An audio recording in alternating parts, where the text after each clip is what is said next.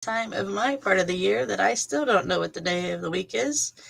So I finally got it down. So it's Tuesday because I was on a totally different day and a totally different date.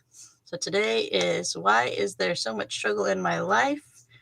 And even more importantly, we'll drill it down to why is there so much struggle in life, but how much struggle there is in my life. But first things first, if you're watching on YouTube, leave a comment, hit subscribe, share it into your social media because there is somebody that in your life that needs to hear this message today. And each week we draw a person that wins a prize. And Dusty Dog's going to join us too. He always is. Here he comes. Right on cue. Ready? 3, 2, 1. Say good morning, buddy. All right. So it's the Cindy and Dusty Dog show most days. Remember when we were on the porch? He joins us. So you always see him back there. Oh, let's go over here. This way. There we go. Right there on the bed. But here he is right here. I'm going to open the blind for him because he's going to look out because as the wonderful memes and videos show, Dusty protects us from 17 Amazon drivers every day. They're all on reels. You can watch the thing. It's a funny thing of Alexa reading the thing about how our dogs protect us from 17 Amazon man and one sketchy looking plastic bag. And that's what Dusty does every day for us. That was just a little side note. All right. Why is there so much struggle in your life? And I wrote some things down. If you are like me, which I know you are, I was always the exception to the rule girl. I always fell through the cracks. I always did things differently. I'm literally left handed, so quite literally, I do things differently. Kind of raised in the first generation that they allowed people to be left handed because my grandma and mother's generation, they would bind your hand up and make you write with your right hand, which seemed crazy, but when all machinery and farm equipment back then were right-handed operated, it may have quite literally saved your life. They may have not thought about it like that. And it really messed up their brain because literally I am left-handed, so my brain thinks as a left-handed person. And I always have had lots of mountains to climb. I watch people around me and they have like little mounds, like here's something coming up. It's just a little mound that they have to climb over.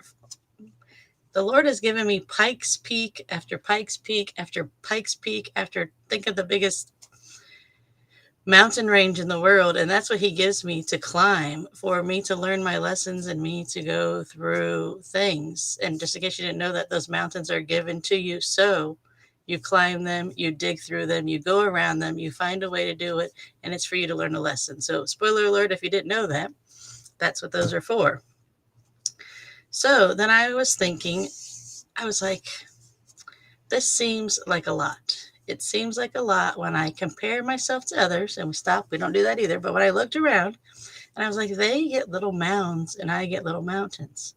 And then one day I decided with just a word to change everything around. Everything changed. I changed the word from problem to challenge. I was introduced this by somebody, I don't know, but I'm just going to tell you it's one of the things that profoundly changed my life.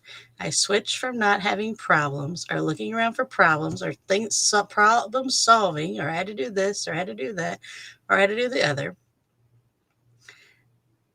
I changed it to challenge because you know what people like? Challenge seems like a game.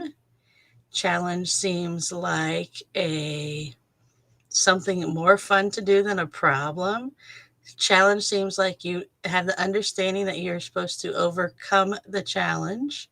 So from then on out, I have challenges. And I say that like even my child um, has been taught. We don't say, oh, Mom, I got a problem. She turns it around and says, Mom, we got a challenge. Because it's something that we know we need to tackle and something that we can know that we can fix or figure out why it's there.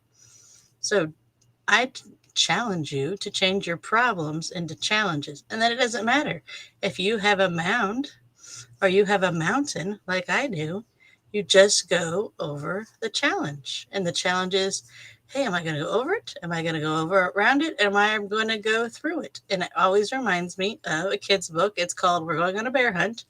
And literally at each stage of where they go through, when they get to the tall grass or they get to this or they get to that, it's are we good? I can't go over it. I can't go under it. We got to go through it.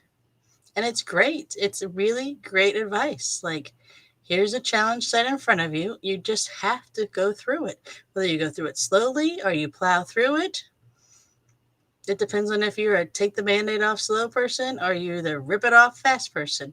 I'm going to give you two guesses on what I am. Raise your hand if you're the rip it off fast person, because it's only going to hurt for a moment. It's not going to hurt taking it off so slowly. So I can end with a story. When I went to Air Force ROTC field training in the very hot summer in San Antonio, Texas. So if you've ever been to any of those places, paint the picture for you. July and August, San Antonio, Texas. It was hot. So I was going to be there for 28 days. So before I left, my dad says, I'll see you in 3 days, because that was the amount of days that I had to take to the PFT test before I got sent home and was no longer in field training. So that was the joke between my dad and I, because he knows that I'm a prove it wrong person, or I was back then. Prove you wrong. So he knew that would get me all excited to go have a great time in the hot summer of San Antonio, Texas. And then my mom words before I left for field training were, remember, Cindy, it's just a game. Remember, Cindy, it's just a game. And it is. It's a series of games that you get to play to overcome all these challenges, to learn lessons that you're supposed to learn there, or learn skills and knowledge and abilities that you need to do. But it really is, if you just view it as a game. And that was even before I learned how to play chess. I probably would have liked to do it again now that I know how to play chess. And I'm such a person that loves strategy, that it really is kind of viewed as a real life game. You know, you had to come and go, all the challenges there, people yelling at you, lack of sleep, the hot weather, lightning storms, hurting your shoulder, all these things that I got the opportunity to overcome. Sickness, getting very sick for the next 3 years after that experience. All those things I got the opportunity to overcome because they were a challenge. I changed it as a challenge instead of a problem. And it's fun. Just from a parenting tip, you saw how my parents viewed it both very differently, but they knew both ways would be able to motivate me to do my very absolute best when I was there. So I love you guys. I love coming on and telling all these things. Jump in to our Moms in the Middle Facebook group. It is in the comments of the description of this video. And I will see you guys all tomorrow, where we can figure out which day it is. I think it's going to be Wednesday tomorrow. We'll be surprised if we show up and see that it's Wednesday. Love you all. Bye.